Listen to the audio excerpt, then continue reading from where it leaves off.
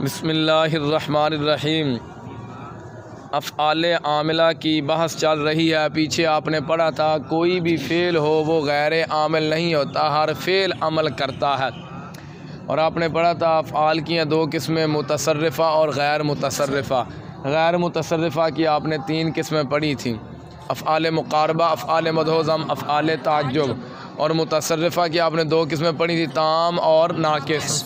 تو اب ہم چلتے ہیں، پہلا جو ہم نے پڑھا وہ تام تھا۔ تام کسے کہتے ہیں؟ جو فاعل کے ساتھ پورا ہو جائے۔ اب ہم چلتے ہیں ناقص کی طرف۔ تو دوسری قسم جو ہے نا افعال عاملہ کی، وہ ہے افعال ناقصہ۔ کیا ہے؟ افعال ناقصہ کل 17 ہیں۔ کتنے ہیں؟ اور وہ یہ ہیں: کانا، سارا، ولا، باتا، اصبح، اضحا، امسا، عادا، آدا، غدا، راحا، ما زالا، ما باریحا، ما فاتیہ، منفکہ، ما داما اور لیسا۔ یہ 17 افعال جو ہیں یہ افعال ناقصہ ہیں۔ یہ افعال مبتدا اور خبر پر داخل ہوتے ہیں۔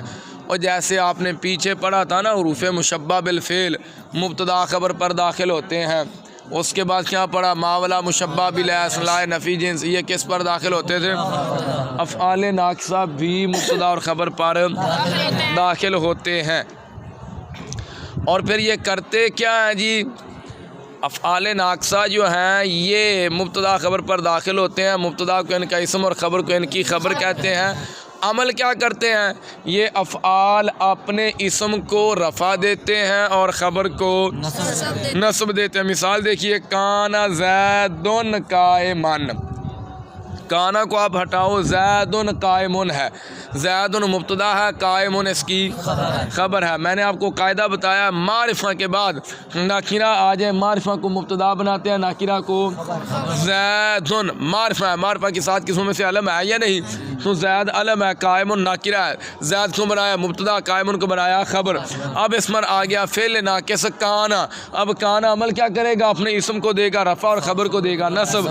تو کانا زیدن قائمن میں زید جو ہے یہ کانا کا اسم ہے اور قائمن کانا کی خبر ہے۔ تو کانا زیدن قائمن میں زید کیوں مرفوع ہے؟ کیونکہ کانا کا اسم ہے۔ اور قائمن کیوں منصوب ہے؟ کیونکہ کانا کی خبر ہے۔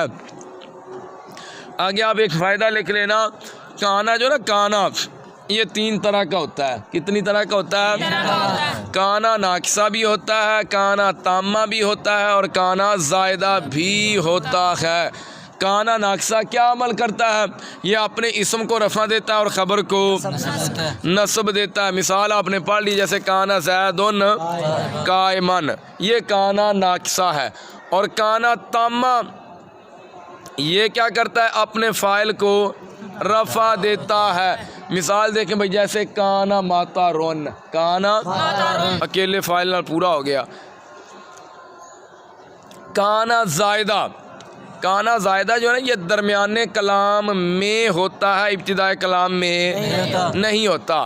اگر کانا زائدہ کو کلام سے ہٹا دیا جائے تو معنی میں خلل لازم نہیں آتا، کوئی خرابی وغیرہ۔ مثال دیکھیں قرآن کریم میں آتا ہے، کیف نکلم من کانا فی المہد صبیا۔ اے جڑا من کانا، اے کانا نے جڑا، یہ کانا زائدہ ہے۔ اور کانا زائدہ کہاں آتا ہے؟ درمیانے کلام میں آتا ہے۔ آگے ایک سوال ہے بھائی، ان افعال کو ہم پڑھیں، افعال عاملہ کی دوسری قسم کیا افعال ناقصہ ہے۔ ان افعال کو افعال ناقصہ کہتے کیوں ہیں؟ ان افعال کو کیوں کہتے ہیں؟ ان افعال کو افعال ناقصہ اس لیے کہتے ہیں کہ یہ اسم کے ساتھ ساتھ خبر کے بھی محتاج ہوتے ہیں۔ اکیلے اسم کے ساتھ یہ پورے ہی نہیں ہوتے، ان کا جو معنی مفہوم ہے وہ سمجھ میں نہیں آتا، خبر کے محتاج ہوتے ہیں۔